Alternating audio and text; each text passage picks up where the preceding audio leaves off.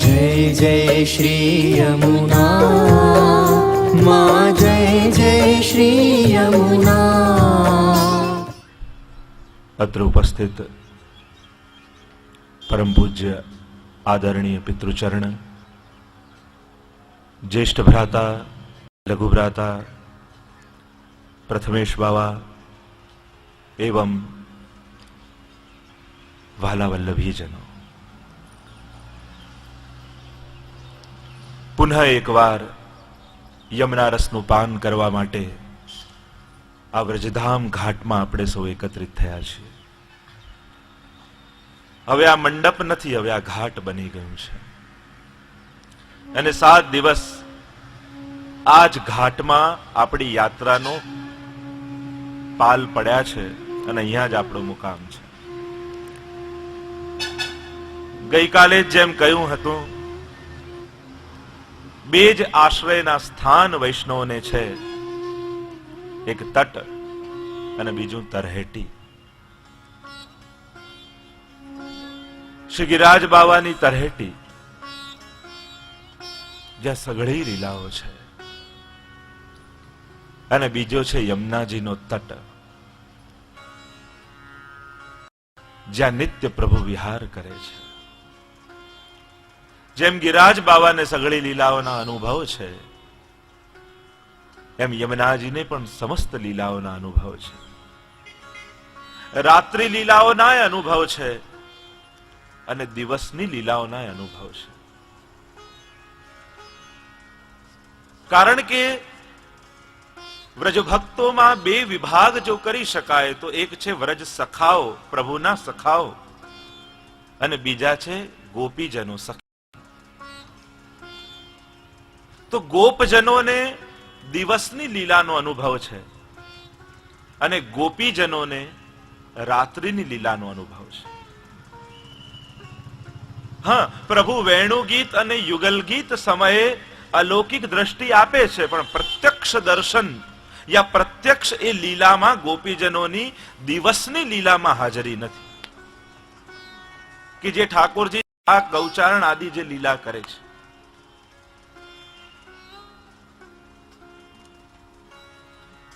પણ એક ગોપ અને એક ગોપી એવા છે જેને દિવસની લીલાનો અનુભવ છે ને રાત્રિ લીલાનો અનુભવ છે. એક ગોપ છે ગિરિરાજ બાવા, જે ગિરિરાજજીના 5 સ્વરૂપ કહેવામાં આવે છે, એમાં એક ગ્વાલનું સ્વરૂપ પણ ગિરિરાજ બાવાનું છે. અને એક ગોપી છે શ્રી યમુનાજી. એમ તો શ્રી વલ્લભની કરુણા અષ્ટ સખાઓ પર પણ છે, અને વાર્તા સાહિત્યમાં જેટલા પણ વૈષ્ણવો છે એના નિત્ય લીલાના જે સ્વરૂપો છે, એમાં આ અષ્ટ સખા એક એવા છે કે દરેકના બે સ્વરૂપ છે. એમનું સખા સ્વરૂપ પણ છે અને સખી સ્વરૂપ પણ છે. તમે જ્યારે ભાવના વાંચશો અને નિત્ય લીલાનું સ્વરૂપ જ્યારે વાંચશો તો 8 સખાઓના 2 સ્વરૂપ મળશે, એક સખા સ્વરૂપ અને એક સખી સ્વરૂપ. સખા સ્વરૂપે આ અષ્ટ સખાઓ દિવસની લીલાનો આનંદ પણ માણે છે અને સખી સ્વરૂપે રાત્રિ લીલાનો અનુભવ કરે છે. રાસાદિક લીલાઓનો અનુભવ આ અષ્ટ સખાઓને છે. અને એટલે જ આ 41 પદમાં અષ્ટ સખાઓની વાણી પણ પ્રમાણિત રૂપે ગણી. આપણે ત્યાં અષ્ટ સખાની વાણી જ ઠાકોરજી આગળ ગવાય એમ કહ્યું, કારણ આમને બંને લીલાઓનો અનુભવ છે. પણ પ્રધાન રૂપે પ્રભુની સખાઓમાં કોઈ સિરમોર હોય તો ગિરિરાજ બાવા છે. હંતાય મદ્રિર્બલા હરિદાસ વર્યો, હરિના દાસોમાં શ્રેષ્ઠ કોઈ હોય તો એ ગિરિરાજ બાવા છે. અને હરિના દાસીઓમાં કોઈ જો શ્રેષ્ઠ હોય તો શ્રી યમુનાજી છે. સદા સંયોગીની છે. તમને યમુનાજીના કોઈ વિરહના પદ જલ્દી નહીં મળે. તમને કોઈ એવો જલ્દી ઉલ્લેખ નહીં મળે કે જ્યાં યમુનાજી કોઈ કુંજમાં બેઠા બેઠા રડી રહ્યા છે અને ઠાકોરજીનો તાપ કરી રહ્યા હોય, વિરહ કરી રહ્યા હોય, વિરહ અગ્નિમાં બળી રહ્યા હોય, એવું યમુનાજીનું પદ જલ્દી નહીં મળે. કેમ? કારણ યમુનાજીને સદા સંયોગનો અનુભવ છે અને એટલે સદા સુહાગીન કહેવામાં આવે છે. સદા સંયોગ રસમાં જે તરબોળ છે એ શ્રી યમુનાજી છે. તો હરિના દાસીઓમાં શ્રેષ્ઠ શ્રી યમુનાજી છે. અને આપણે તો 108 સ્વરૂપે યમુનાજીનું અહીંયા અભિવાદન કરીએ છીએ. એક વસ્તુ યાદ રાખજો, જાતે જ પૂજન કરવાનો આગ્રહ રાખજો. ભાઈઓને એમ થાય બહેનો કરે છે ને ક્યાં વાંધો છે, ઘરેથી કરે છે. એક વસ્તુ યાદ રાખો, પુણ્યમાં ભાગ મળે પણ ભક્તિમાં ભાગ નથી મળતો. આ કોઈ પુણ્ય કાર્ય નથી. પુણ્યમાં ભાગ મળે કે આણે પેલું દાન કરી દીધું ને તમે હાથ લગાવીને આપી દીધું, યા કોઈ સત્કર્મ કરી લીધું તો અર્ધાંગીની હોય કે અર્ધાંગનો હોય તો એનો અડધો ભાગ મળે. પુણ્યમાં ભાગ છે, ભક્તિ અને ભાવમાં તો જે કરે એને જ મળે. કૃપામાં ભાગ નથી મળતો, ભક્તિમાં ભાગ નથી મળતો, ભાવમાં ભાગ નથી મળતો. એટલે જુઓ, મુક્તિ કોઈ કરી શકે પણ સદગતિ તો પોતે જ કરવી પડે. મુક્તિ આપણી પર ઘણા કે આ કથા કરીને આ કર્યું, આ સત્કર્મ કર્યું, આમ કરીને આની મુક્તિ કરાવી. તો કદાચ મુક્તિ બીજો કોઈ કરી શકે પણ સદગતિ તો પોતે જ સાધવી પડે છે.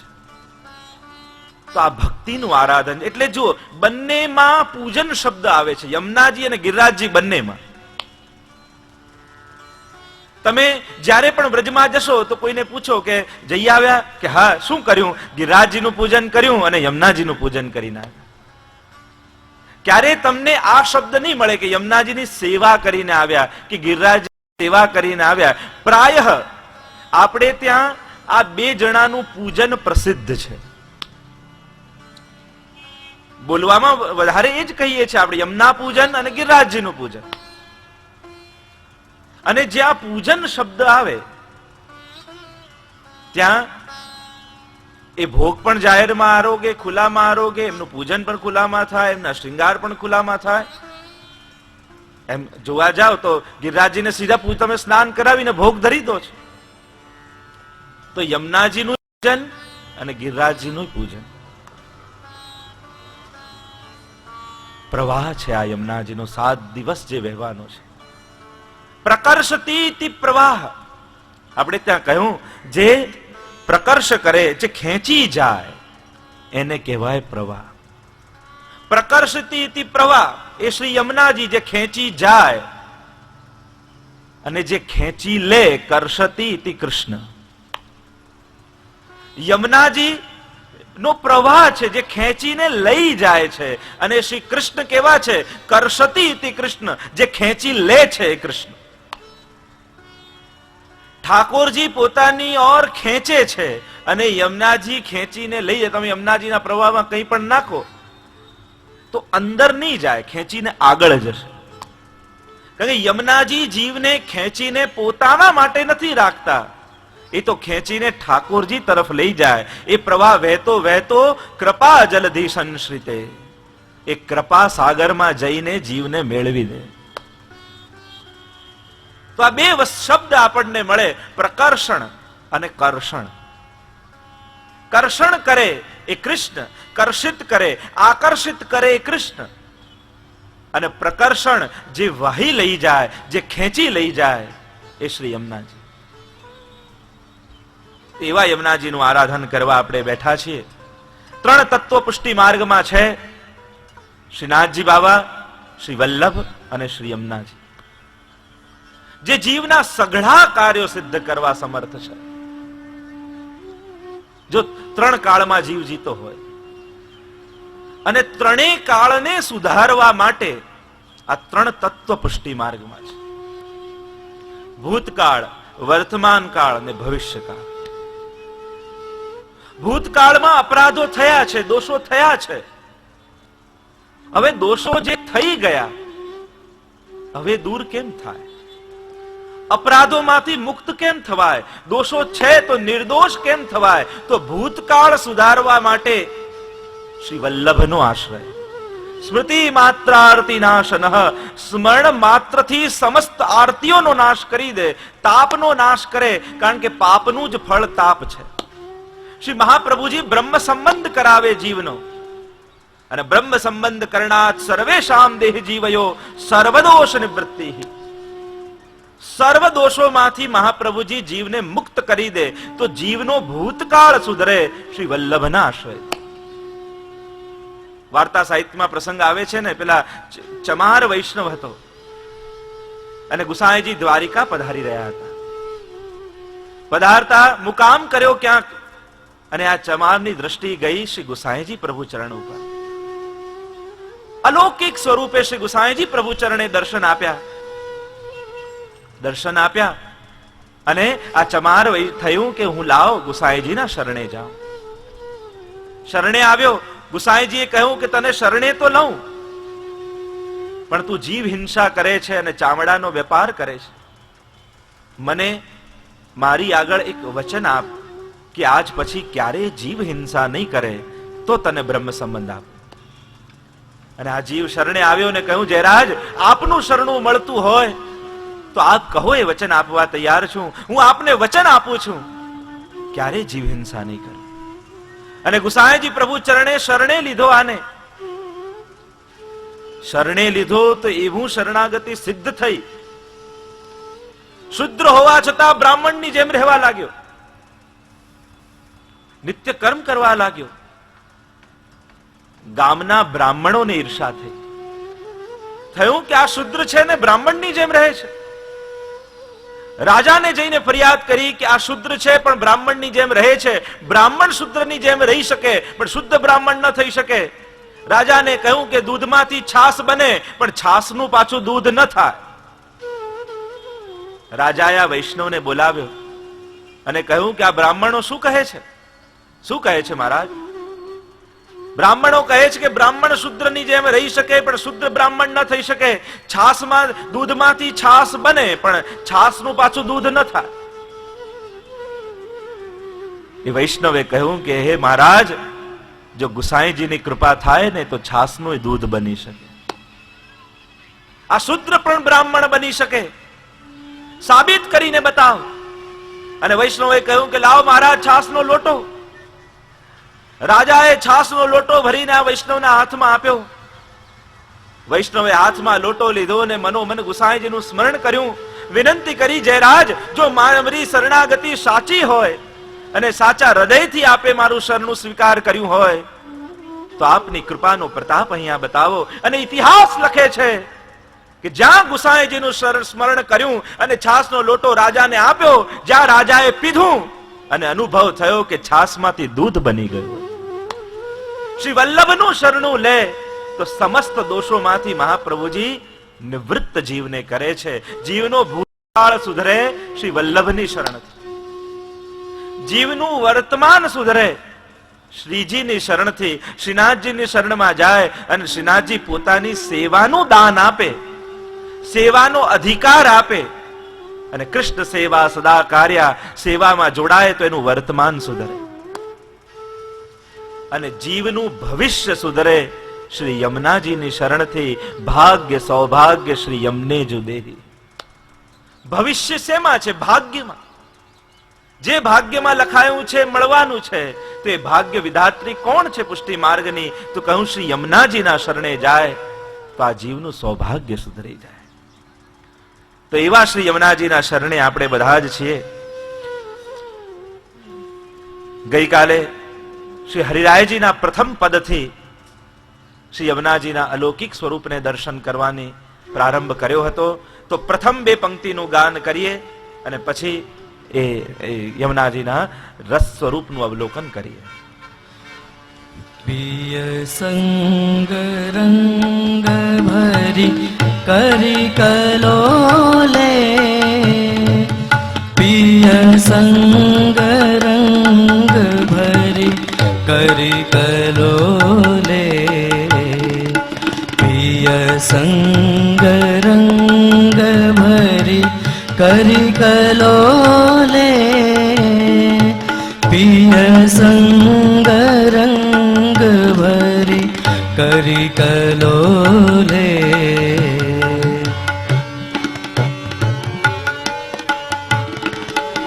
सबन को सुख देन पिय संग करत सैन चित्त में तब परत चैन जब ही बोले पिय संग रंग भरी करी कलोले पिय संग रंग भरी करी कलोले पिय संग रंग भरी करी कलोले संग रंग भरी करी कलोले सबन को सुख देन पिय संग करत सैन चित्त में तब परत चैन जब ही बोले आनंद किल्लोल કરી રહ્યા છે શ્રી યમુનાજી એ આનંદ ક્યાંથી આવ્યો કે જે પરમાનંદનો સંગ થયો એટલે આનંદ હૃદયમાં ઉમડ્યો છે પિય સંગ પિયનો સંગ છે પ્રિયતમનો સંગ છે પિય સંગ રંગ ભરી કરી કલોલે તમે જોજો પતિ પત્ની અને પ્રિયા પ્રિયતમ दूरथी आवता होय तो केम खबर पड़े आ पति पत्नी छे के प्रिया ने प्रियतम छे ओळखवू होय तो सहेलो उपाय जो पति ज्या पुरुष आगळ चालतो होय अने स्त्री पाछळ होय तो समजी लेवू आ पति पत्नी छे अने जेमा स्त्री आगळ होय ने पुरुष पाछळ होय तो समजी लेवू आ प्रिया प्रियतम छे आ सरळ उपाय तो अहींया को पिय संग रंग भरी करी कलोले जोजो तमे ध्यान અહીંયા પ્રભુ સાથે કિલ્લોલ કરતા શ્રી યમુનાજી આગળ આગળ ચાલે અને પાછળ પાછળ શ્રી ઠાકોરજી આવે આગળના પદોમાં પણ આવે છે વ્રજનાથ સંગ ડોલે સાથે છે પણ સાથે સાથે નથી આગળ પાછળ છે શ્રી યમુનાજી આગળ આગળ ગતિ કરી રહ્યા છે અને એમની પાછળ પાછળ ઠાકોરજી પિય સંગ રંગ ભરી અનેક ભાવોથી ભરેલા શ્રી યમુનાજી છે भाव विभाव अनुभाव अनेक अनेक भावो युक्त यमुनाजी साथे ठाकुरजी साथे यमुनाजी किल्लोल करी रहा पिय संग रंग भरी ए रसमा भरेला श्री यमुनाजी करी कलोले ठाकुरजी ना रंगे रंगायेला એટલે કાલે જ આપણે જ્યારે દર્શન કર્યું યમુના વિજ્ઞપ્તનું તો હરિરાયજીએ કહ્યું કૃષ્ણામ કૃષ્ણ સમામ કૃષ્ણ રૂપામ કૃષ્ણ રસાત્મિકામ कृष्ण लीला अमृत जलाम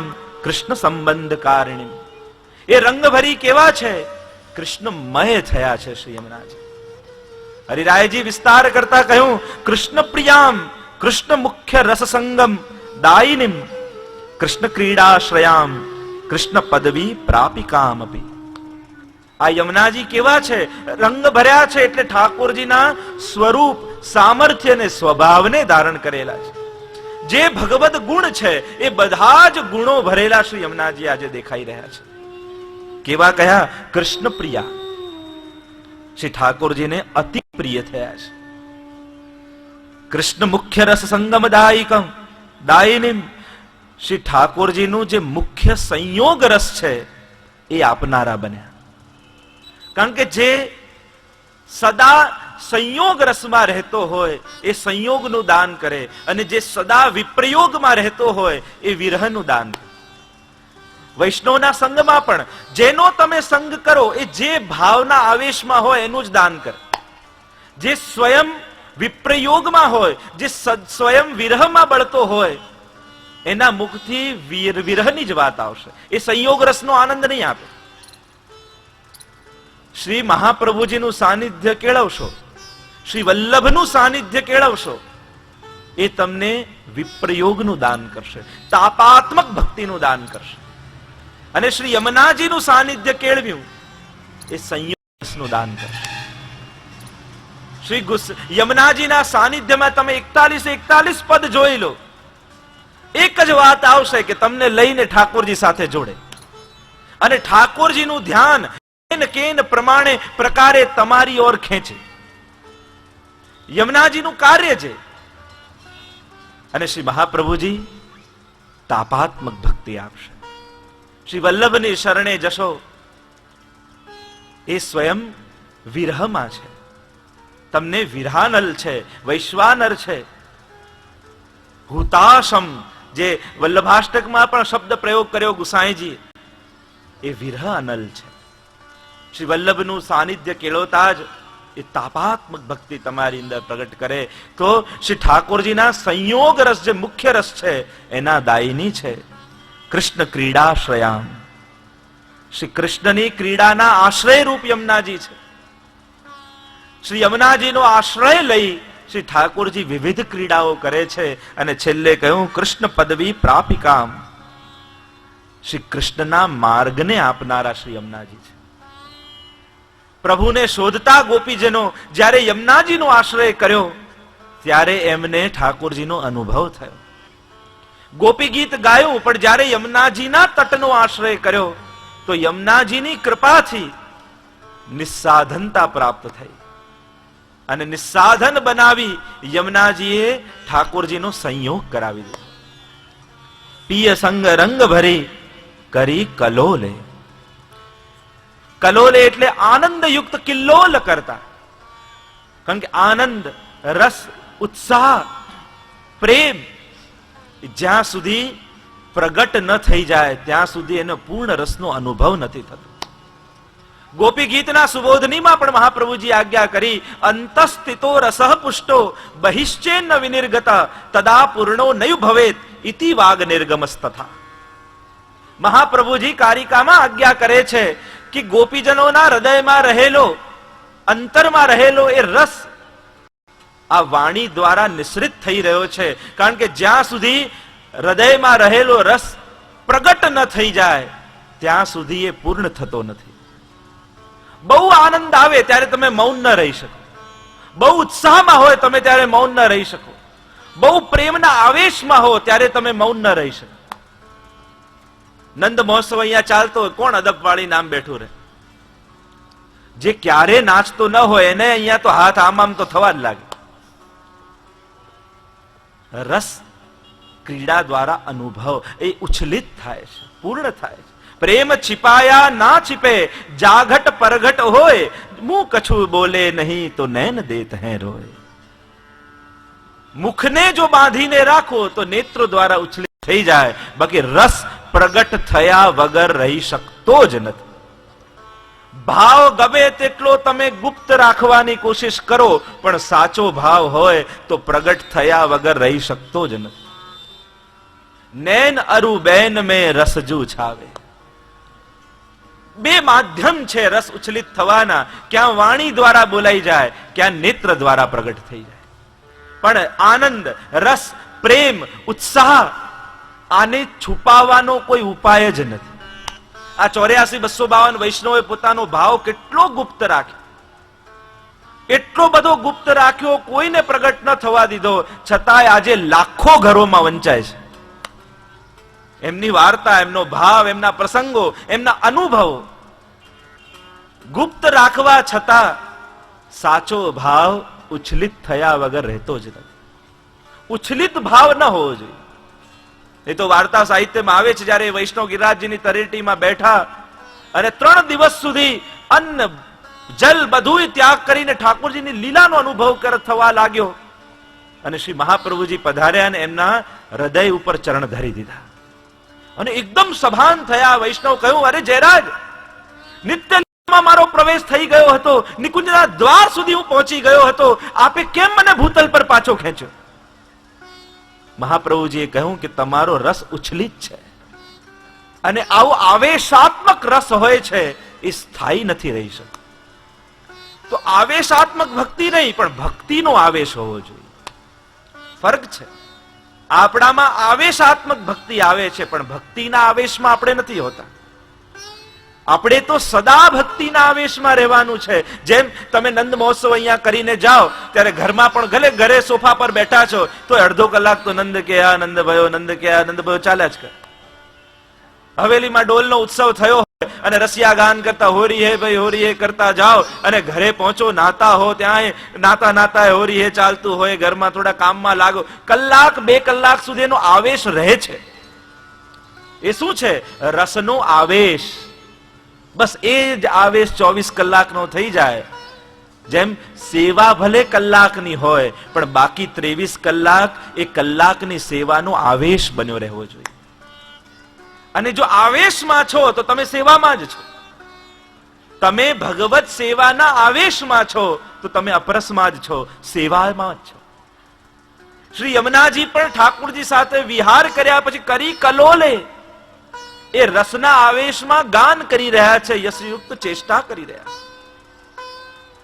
આનંદયુક્ત વિહાર કરી રહ્યા છે. સબન કો સુખ દેન પિય સંગ કરત સેન. યુગલ સ્વરૂપ લીલા તો કરી રહ્યું છે.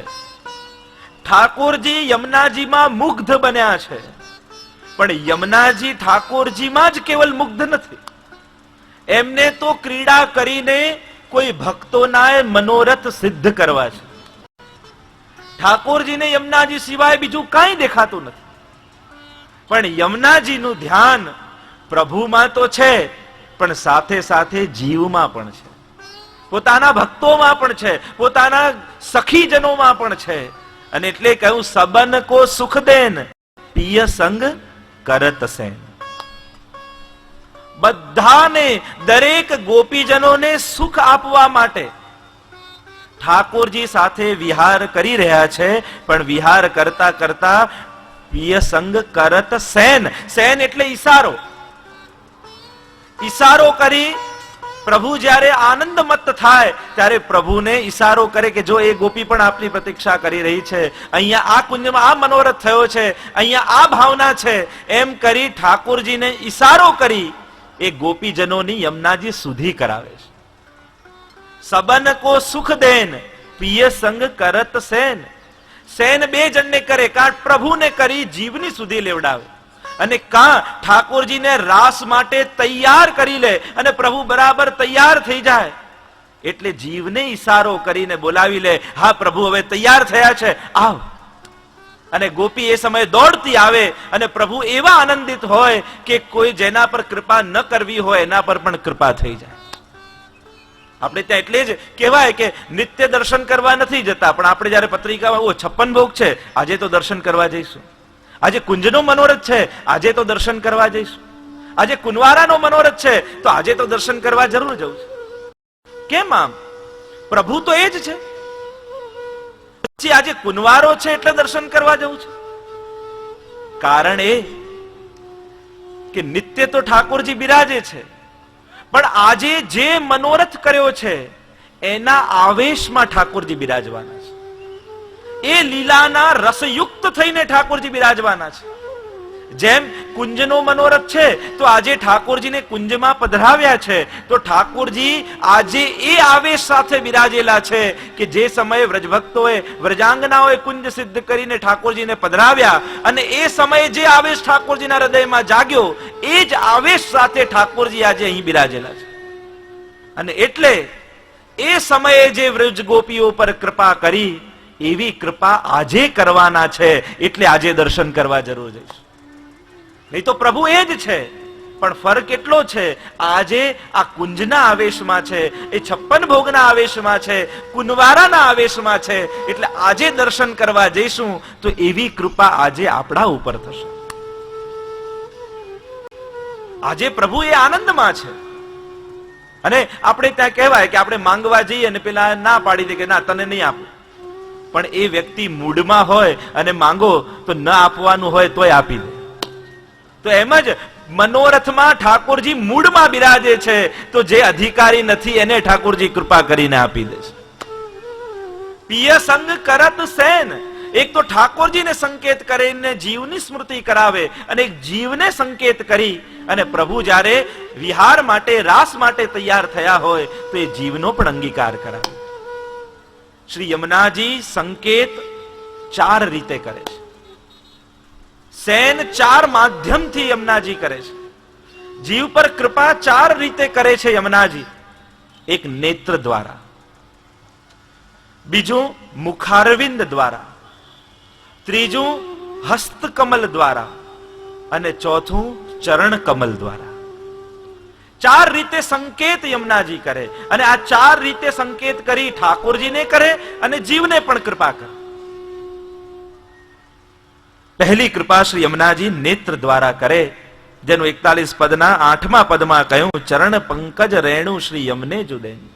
અને એ કહેતા કહ્યું, ગોવિંદ પ્રભુ બિના રહત નહીં એક છીનું, અતિ આતુર ચંચલ જુનૈની. ચરણ પંકજ રેણુ શ્રી યમને જુદેની. ચરણ પંકજ રેણુ શ્રી યમુને જુદેની.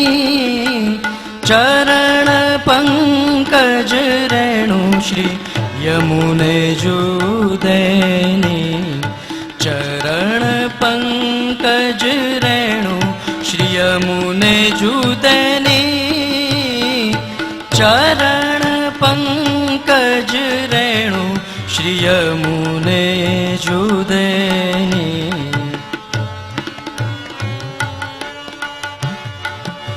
ગોવિંદ પ્રભુ બિના રહત નહીં એક છીન. ગોવિંદ પ્રભુ બિન રહત નહીં એક છીન, અતિ આતુર ચંચલ જુનૈની. ચરણ પંકજ રેણુ શ્રી યમુને જુદે. પહેલી યમુનાજી કૃપા કરે નેત્ર દ્વારા. ચંચલ જુનૈની કહત ગોવિંદ, ગોવિંદ પ્રભુ બિના રહત નહીં એક છીનું, અતિ આતુર ચંચલ જુનૈની. ઠાકોરજી વગર એક ક્ષણ રહી શકતા નથી, પણ યમુનાજીના નેત્રો ચંચલ કેમ છે? કારણ કે અનેક ગોપીજનો પર એક સાથે કૃપા કરવી છે, એટલે વિહાર કરતા કરતા ચંચલ નેત્રો દ્વારા બધા પર એક સાથે દ્રષ્ટિ નાખે અને જે રસનો એમને અનુભવ થઈ રહ્યો છે, જેના પર દ્રષ્ટિ પડે એ જ ક્ષણે એને એ રસનો અનુભવ થવા લાગે. જે રસનો અનુભવ યમુનાજીને ઠાકોરજી સાથે થઈ રહ્યો છે અને ચંચલ નેત્રો દ્વારા બધા ઉપર એક સાથે દ્રષ્ટિ કરે અને બધા ઉપર દ્રષ્ટિ પડે એટલે જે અનુભવ યમુનાજીને થાય એ જ રસનો અનુભવ એ જ ક્ષણે સર્વ ગોપીજનો પર જેના પર દ્રષ્ટિ પડી હોય એને અનુભવ થવા લાગે. મધુરાષ્ટકમાં કહ્યું ને, નયનમ મધુરમ, આવા મધુર નયન શ્રી યમુનાજીના છે. અહીંયા એની સંગતિ મળે. આવા ચંચલ નેત્ર દ્વારા કૃપા. તો કૃપા કરવાનું પહેલું માધ્યમ નેત્ર. શ્રી ઠાકોરજી પણ ગોપી ગીતમાં કહ્યું ને, સરદ ઉદાસએ સાધુ જાત સત, સરસી જોદર શ્રીમ્ર સાદૃશા, કમલસી અખિયા લાલ તિહારી, 300 તક તક તીર ચલાવત, બેંધત છતિયા હમારી. તો પહેલા સૈનનો પ્રકાર, કટાક્ષનો પ્રકાર નેત્ર દ્વારા. બીજું કૃપા કરવાનો, સંકેત કરવાનું માધ્યમ મુખારવિંદ. શ્રી યમુનાજી મધુર મધુર વચન બોલી અને જીવ પર કૃપા કરે. 29મા પદમાં કહ્યું, રાસ રસ સાગર શ્રી યમને જુજાની. રાસ રસ સાગર શ્રી યમુને જુજાની. રાસ રસ સાગર શ્રી યમુને જુજાની. રાસ રસ સાગર શ્રી યમુને જુજાની. રાસ રસ સાગર શ્રી યમુને જુજાની.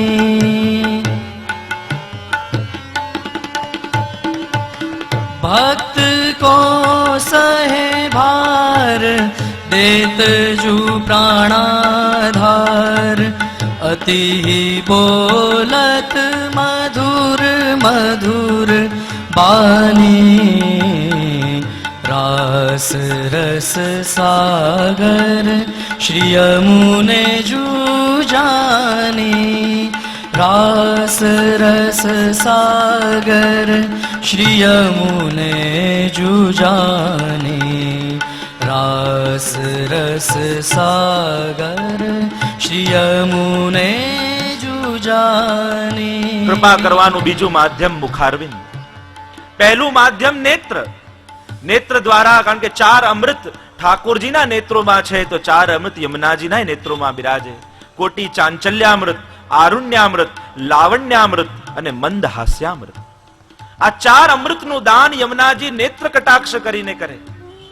બીજી કૃપા મુખારવિંદ દ્વારા થાય અને મુખારવિંદ દ્વારા કૃપા શ્રી યમુનાજી ભક્ત કો સહે ભાર દેત જુ પ્રાણ આધાર અતિ બોલત મધુર મધુર બાન. મધુર મધુર વચન બોલી મુખારવિંદ દ્વારા શ્રી યમુનાજી અહીંયા ભક્તોને મનોરથ જગાવે અને ઠાકોરજીને મનોરથ પૂર્ણ કરવા માટે તૈયાર કરે. એ રીતે સુંદર રીતે સમજાવે કે ભક્તની અંદર વિવિધ પ્રકારના મનોરથો જાગૃત થાય અને એને અનુકૂળ ઠાકોરજીને તૈયાર કરે અને આમ બંનેને અંદર મનોરથ જગાવી અને નિત્ય લીલામાં વિવિધ પ્રકારની લીલાઓ યમુનાજી પ્રગટ કરે છે.